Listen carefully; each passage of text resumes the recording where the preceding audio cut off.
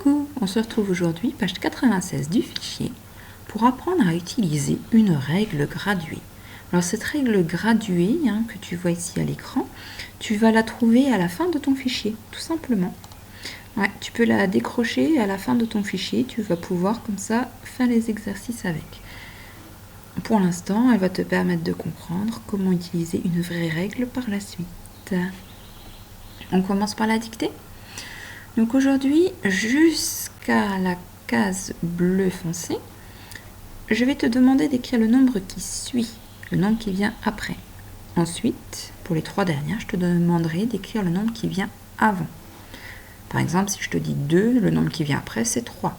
Si je te dis 2, le nombre qui vient avant, le nombre précédent, c'est 1. Ouf, on l'a échappé belle. C'est parti. Case jaune. Quel est le nombre qui vient après 28? Le nombre qui suit 28. Si je te le donne en calcul, c'est 28 plus 1. Case orange. Quel est le nombre qui vient après 37? Le nombre qui vient après 37. Le nombre qui suit 37. Case rouge. Quel est le nombre qui vient après 59? Il y a un piège. Quel est le nombre qui vient après 59? Et case bleu foncé. Quel est le nombre qui vient après 84? Le nombre qui vient après 84. Ça va? Attention, ici on change la consigne. C'est le nombre qui vient avant. On recule de 1. Case bleu clair. Quel est le nombre qui vient avant 36? Quel est le nombre qui vient avant 36? Si tu es perdu, pense que au 6. Qu'est-ce qui vient avant un 6? Case vert clair. Quel est le nombre qui vient avant 47? Le nombre qui vient avant 47. Ok? Et attention, case vert foncé, je te fais un piège. Écoute bien. Quel est le nombre qui vient avant 70? Le nombre qui vient avant 70. Ça va? Bon. Voici l'exercice 1. Là, c'est pour comprendre comment bien placer une règle pour mesurer juste. Parce que oui, on peut mesurer faux. Et ce serait trop dommage. Alors, dans une règle, il y a toujours un début et une fin. Ici, notre règle elle est un peu bizarre parce qu'il n'y a que des 1. 1. Ces 1 représentent une unité. D'accord? Donc tu vois, les 1 ont tous un point de départ et un point d'arrivée. Le 1, c'est tout ça. Ça, c'est 1, et encore 1, et encore 1. Donc quand j'arrive à la fin d'un 1, je suis à 1. À la fin d'un deuxième 1, je suis à 2 1. 3 1. 4 1. Tu vois, c'est comme les carreaux dans ton cahier quand on les compte. C'est exactement pareil. Donc ici, on va essayer de voir quand est-ce qu'on peut bien mesurer. Donc quand est-ce que la règle est bien placée. En bleu, c'est l'objet qu'on veut mesurer. Tu vois, c'est une petite bande toute simple. Est-ce qu'ici, ça te semble juste pour mesurer? Regarde bien, ça c'est le point de départ de mon objet bleu. Le point de départ de ma règle, il est là, ou alors en tout cas à chaque début de 1. Alors, bah non, ouais, t'as raison. Ça ne va pas du tout. Là, je suis pas du tout sur un point de départ quelconque, regarde. Tu vois, je suis en plein milieu du 1 ici. Donc là, ça ne va pas, on barre. Ici, est-ce que je peux bien mesurer mon objet 2? Bah non, je peux pas non plus, t'as raison, regarde, il y a un trou. Là, je mesure rien du tout ici. Du coup, j'en loupe un morceau. Je vais mesurer qu'à partir d'ici. Tu vois? Donc non, c'est n'importe quoi. Bah, Lix, t'es mauvais. Oh là là là là. T'écoutes rien comme consigne, il faut tout te redire. Mais non, je plaisante. Et comme vous, il découvre. Ici, regarde bien. Qu'est-ce que t'en penses, toi? Eh oui, je suis d'accord. le point de départ de l'objet bleu correspond bien au point de départ de notre règle. Là, ça fonctionne. On peut le mesurer. On peut vérifier, regarde, 1, encore 1, ça fait 2, 1, 3, 1, 4, 1, 5, 1, 6, 1, 6 unités. Donc là, il mesure 6 unités de long. T'as vu? Tout pile, il s'arrête là. Trop, trop bien. Attention, au-dessous, il y a beaucoup de pièges. Mais c'est parce que c'est une règle spéciale. C'est une règle avec que des 1. Ça marche pas sur les autres règles, il faut faire des calculs dans sa tête. Bon, ça marche quand même, hein, en faisant des calculs, mais c'est plus difficile, quoi, du coup. Bon. Ici, qu'est-ce que tu en penses? Est-ce qu'on peut mesurer notre objet bleu? Alors là, ils l'ont bien mis sur le point de fin. Et sur un point de départ aussi d'un 1. Comme c'est que des 1, ce n'est pas embêtant. On peut quand même compter. 1, 2, 3, 4, 5, 6 unités aussi. Si ça avait été un nombre, par exemple ici ça aurait été le quatrième 1, 1, 2, 3, 4, 5, 6, 7, 8, 9, 10, tu vois, on aurait dû faire un calcul, 10 moins 4. Ou alors, il aurait fallu faire comme je viens de montrer, compter que le nombre de 1. 1 trou, 2 trous, 3 trous, 4 trous, 5 trous, 6 trous. Ok? Donc tu vois, c'est à peine plus compliqué sur une vraie règle, mais ça marche. Donc celle-là, c'est bon.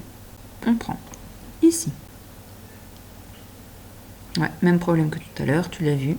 Il y a un trou ici, là, ça marche pas du tout. Hein, le bout de notre objet bleu dépasse. Non, c'est n'importe quoi.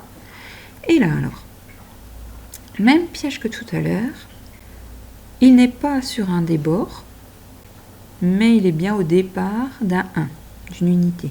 Tu vois? Hop.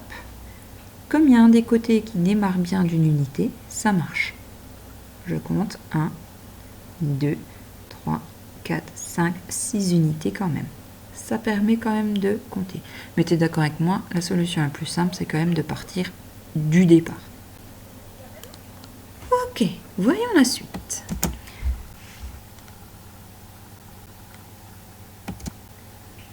Balix, cette fois-ci, veut mesurer pour de vrai. À toi de dire s'il est tombé dans les pièges ou s'il a bien trouvé. Donc à chaque fois, il a une bande jaune qui ne fait pas forcément la même taille. On va voir. Hein. Peut-être que... Qu'est-ce que tu en penses, toi? Ici déjà, est-ce qu'il a bien placé sa bande et sa règle? Oui. Et bien sur un point de départ. Ok, parfait. Maintenant, on compte. Lui, il a trouvé 7 unités. 0, un point de départ. 1, 2, 3, 4, 5, 6, 7. Elle mesure bien 7 unités. Parfait, Balix, bravo, un point. Celle-ci, la deuxième bande jaune. Lui, il a trouvé 6 unités. Le point de départ est bon. On compte. 1, 2, 3, 4, 5, 6.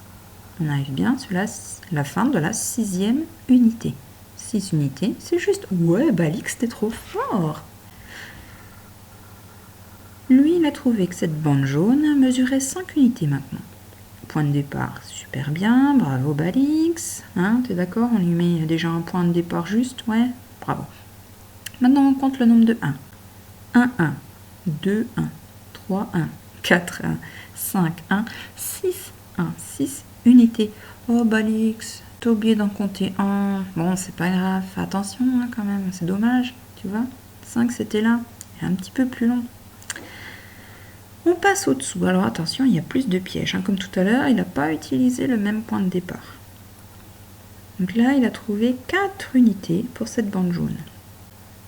Tu vois, là, il y a un bon point de départ. Là aussi. Ouf. T'es un coquin. Hein. Tu te compliques la vie, Balix, hein, franchement. Allez, on commence à partir de celui-ci. 1, 2, 3, 4, 5, 6. Balix, tu vois, à vouloir faire trop compliqué, tu t'es perdu. C'était 6. Toi, tu as compté le nombre d'unités dans le trou. 1, 2, 3, 4. Ben oui. Moi, je le vois bien, ce que tu as fait. Du coup, tu t'es trompé. Aïe, aïe, aïe, aïe. Bon, c'est pas grave, ça arrive. Allez, ici, tu as trouvé 6 unités pour celui-ci. Pareil, de nouveau, tu es reparti un peu au milieu. Bon, au moins, tu as bien suivi ton trait de départ. Super. On compte 1, 2, 3, 4, 5, 6. 6 unités. Bon, cette fois-ci, tu n'es pas tombé dans le piège, ça va, tu t'es pas trop perdu. Mais quand même, tu te compliques la vie. Hein.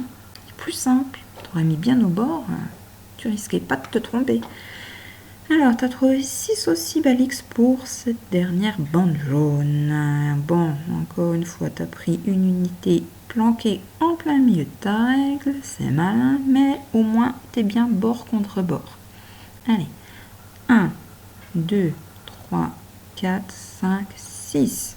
6 unités aussi. Bravo, Balix. Waouh! Dis donc, t'as pas fait beaucoup d'erreurs, mais je suis sûre que pour un, tu aurais pu te simplifier quand même. Allez, on regarde l'exercice d'après.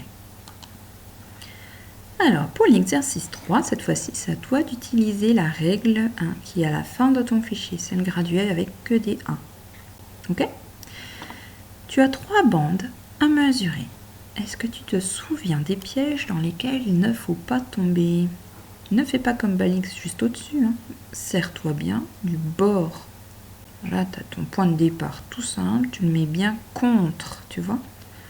Hop, tu places ta règle ici, bord contre bord. Elle doit bien suivre ta bande bleue. Et tu regardes où elle s'arrête. Si ça tête, tu peux tout à fait prendre ton stylo ou ton crayon de papier et mettre un petit point d'arrêt sur l'unité, sur la fin de l'unité où elle s'arrête. Et après, tu comptes. 1, attention à ne pas compter le 1 ici, il faut bien faire un pas. Une unité, 2 unités, et t'écris combien tu as trouvé.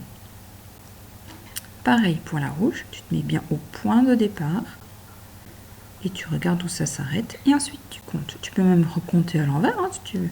Tu pars de ce côté-là jusqu'à arriver au 0. Et attention, pour la très grande, pareil. Ça va jusque-là? Tu t'en sors? Bah oui, je suis sûre que tu t'en sors super bien. Et ben on passe à la page d'à côté. Voilà, on se retrouve page 97. Cette fois-ci, c'est exactement le même exercice, mais avec des bandes de plus en plus grandes, tout simplement. Et si, il y a quand même une petite différence par rapport à l'exercice 3, non? Bah ouais, cette fois-ci, on te complique la vie en les penchant. Donc tout à l'heure, tu étais bien à plat, bien à l'horizontale. Cette fois-ci, tes bandes sont penchées. Mais c'est pas grave, parce que ta règle aussi, tu peux la pencher, non? Donc comme tout à l'heure, fais bien attention au point de départ. Hein, tu te mets bien au bord de ta règle graduée. Si tu veux essayer comme Balix, pourquoi pas, hein, tu peux te mettre au départ d'une autre unité pour voir comment ça se passe. Si tu trouves la même réponse. Si tu trouves la même réponse dans les deux cas, avec la règle bien au bord, puis la règle avec un départ d'une autre unité, ça marche. Hein, je te laisse chercher tranquillement, tu me montreras ce que tu as trouvé. Et on passe à l'exercice d'après. Sur l'exercice 5, toujours avec la règle, cette fois-ci tu vas mesurer pour savoir de quelle couleur colorier.